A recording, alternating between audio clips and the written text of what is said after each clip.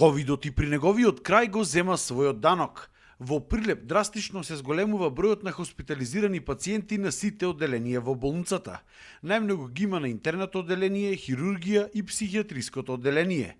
Според стручните лица, причина за тоа најверојатно е COVID-19, затоа што најголем дел од овие лица имаат пост-ковид симптоми или за овие 2 години пак поради пандемијата не можеле да стигнат да се прегледаат за другите болести кои што ги имаат.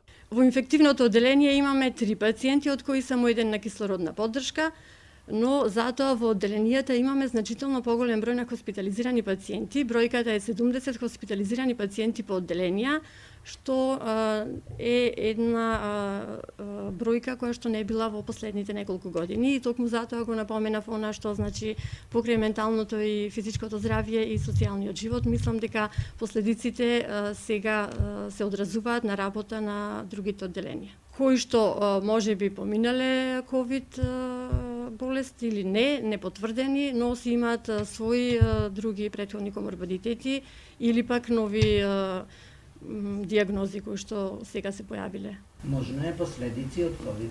Многу е можно, да, дел од нив, да, дел кои што досега можеби немале можност за да си ги откријат тие коморбидитети, па сега доаѓаат до израз како резултат на прележан ковид. Немаме соодветна анализа, но бројката укажува на тоа дека таму ќе се преслика сега работата во редовното работење на одделенијата.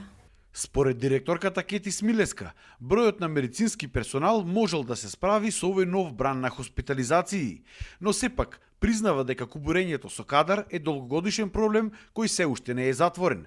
Недостасувал кадар и кај специјалистите и кај медицинските сестри и болничарите. Секогаш со здравствените работници кубуриме со кадар, претежно со докторите, но постепено се враќаат доктори специјалисти, се враќаат 2 докторки од гинекологија. Очекуваме да се вратат доктори од интерно.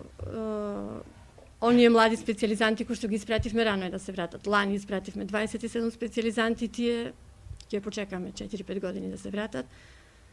Општите доктори секаде недостасуваат доктори. Бројка се знае? Нема ограничување на бројка. Ако имаме специјализиран доктор, секогаш е потребен во болницата. Најкритично е на рентген. Најмалку доктори имаме таму и не очекуваме за скоро да се вратат нови специјалисти и затоа ангажираме доктори од другите болници. Доаѓа доктор од Битола, сега и уште една докторка ќе доаѓа од Битола и докторката од Скопје доаѓа. Значи тројца доктори имаме од другите болници. Имаме ангажирано вработени по договор на дело, кој што оваа година го обновивме договорот на дело. За такови договори ни дадоа согласност и од Министерството за здравство и од Министерството за финансии. Ние континуирано бараме согласности за неопределено на овие луѓе кои што доаѓале по договор на дело или било кој сака да се пријави на огласите кога би ги распишале, но до сега немаме добиено таква согласност и затоа тие се ангажирани само по договор на дело.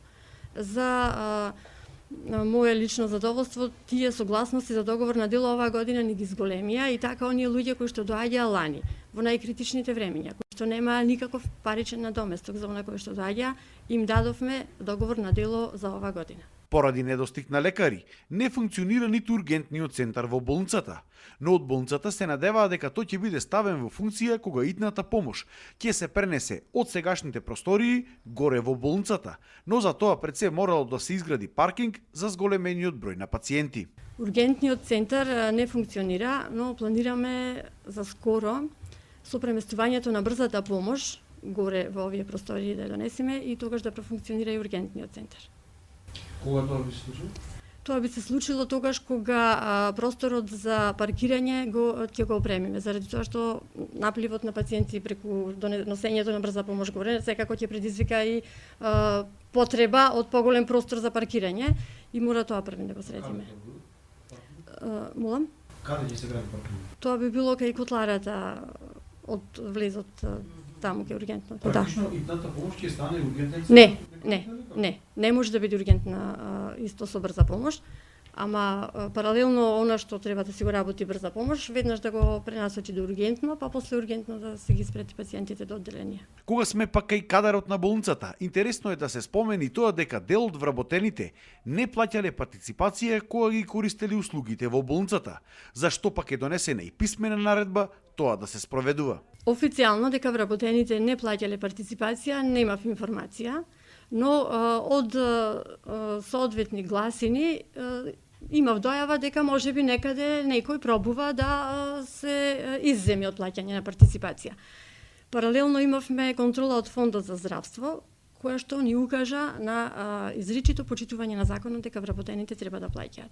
И точно затоа не само што усно им кажав, и писмено ги известив сите вработени дека тоа е законска обврска, како сите пациенти, така и вработените се подеднакво треба да се придržуваат кон законот.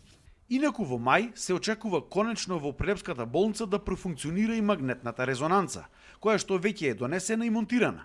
А во тек била и постапка за модуларната болница како објект, да ги добие сите потребни документи за функционирање и во иднина тука да се премести и некој друг оддел на болницата. Се разгледувала можноста во модуларната болница да биде пренесено одделението за физикална терапија.